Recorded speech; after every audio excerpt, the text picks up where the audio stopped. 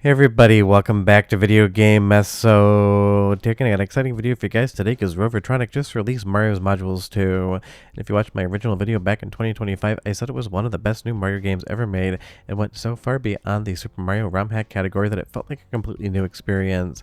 Now, Rovertronic has released the update to this, Mario's Modules 2, giving you the original mode with some changes, and then Crystal Quest, which is basically like a 3-life roguelite where you have a limited amount of time and lives to be able to get to the final boss and beat the game. And when I say Mario's Modules completely rethinks everything that something like Super Mario 64 could be, I absolutely mean it. This thing, of course, is Super Mario 64 at its base, but in its gameplay and design, it is a completely new experience and one that will absolutely break your brain in all of the most fun ways to be able to actually see the credits scroll. Before you get too far involved though, do me a huge favor, go down below, hit like and subscribe, and ring that notification bell. Definitely helps us out.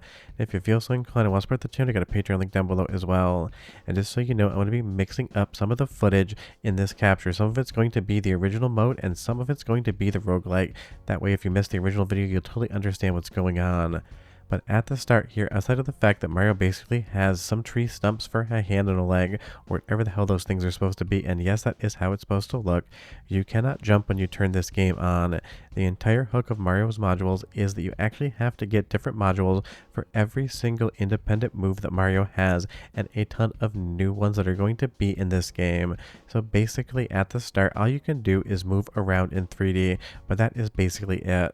And combining these modules into new and different ways absolutely just makes this gameplay something unique and absolutely outstanding as far as the creativity is concerned, because now we have the jump module. We can go ahead and turn that module on the A button. You'll see there we have one slot and one slot only so far. You'll unlock the rest, and now we're going to be able to jump and actually get the first star in the game.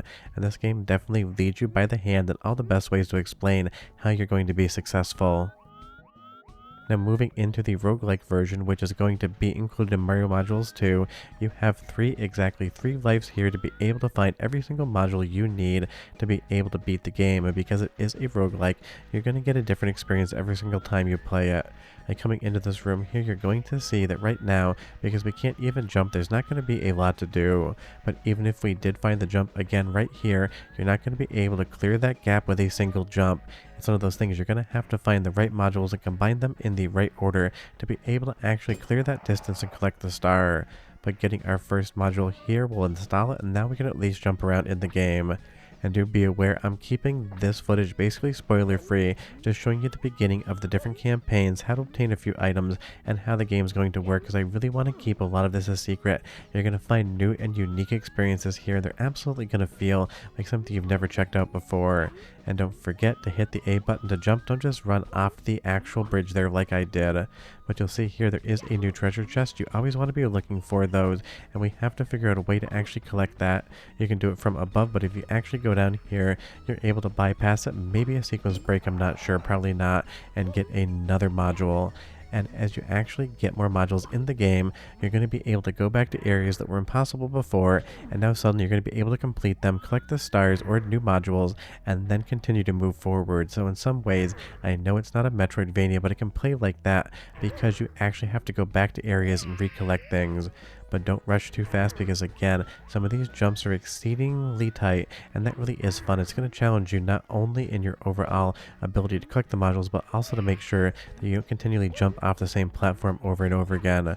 Maybe it's because I captured this footage at 4:30 in the morning because our dog got sick overnight, and I figured I'm already awake, I may as well do something.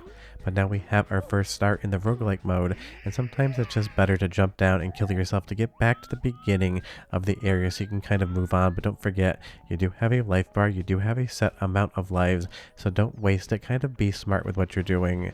But something like this, again, it's just outstanding. I love Rovertronic and just how creative they can be when it comes to modifying Super Mario 64, because this is something you would never expect the game to be able to do, but it can. For a soundtrack sample, I'll be right back with a lot more.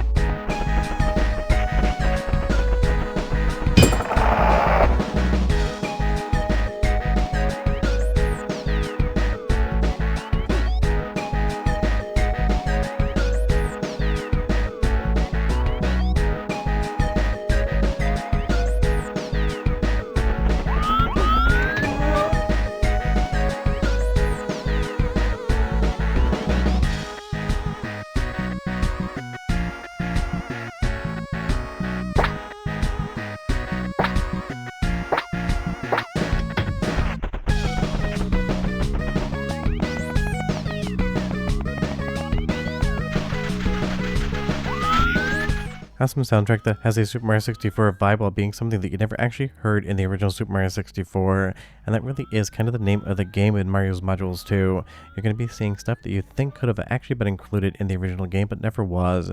And sometimes, depending on how many slots you have, you're going to have to switch out your modules, which adds this entire puzzle mechanic to it because you have to break these blocks here. There's going to be one that's going to have something important, but I love that these spheres, and I can't remember their name in the Mario universe, so leave me a comment down below. They not only float around, but they actually chase you throughout the entirety of the level, kind of feeling a little bit like the mask in Super Mario Bros. 2 when you'd actually grab the key and it would basically follow you throughout the entirety of the level.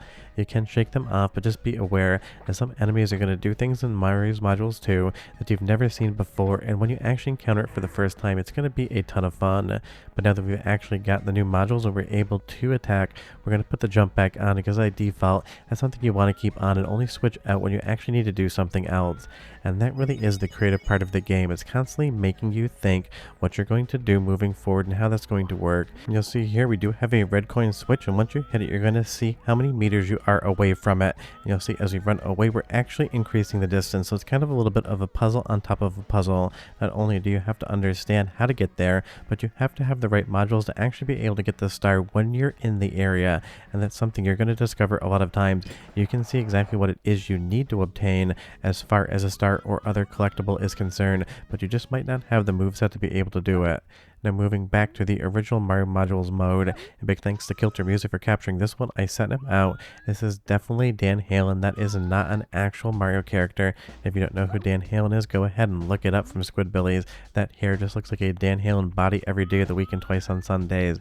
This is going to be kind of the primary mode, or one of the bigger modes of the game. And again, I can't stress enough, play this game. It is absolutely outstanding, and it is just so unique and creative. And that really is the thing. We have hundreds upon hundreds of Mario ROM hacks, but this is why retro gaming is making a comeback and getting new audiences in as well. People are discovering these things and realizing the game that they've played to death has a brand new experience that basically makes it feel like something that Nintendo could have released back in the day but didn't. In some ways, this kind of feels like Mario Maker, except as opposed to making levels, you're actually making individual Marios with different movesets, and that really does just creatively absolutely do it for me, because it's the exact same platforming you know, love, and remember, except completely turned upside down on its head in new fun ways. Let's do one more soundtrack because I've loved the music in Mario's Modules.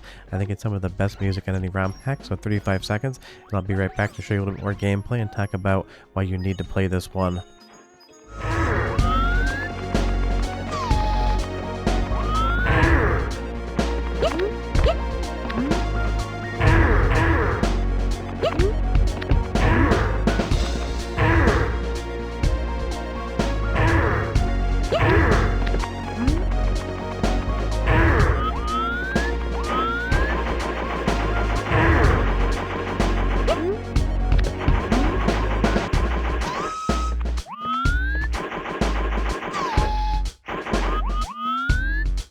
Another great track, and honestly it marries perfectly together with the visual. There's going to be a ton of new visuals on display here, and you're going to see you also have a game save icon. Kind of feels ripped straight out of Paper Mario, so you're going to be able to save your progress in a way that you wouldn't in Super Mario 64.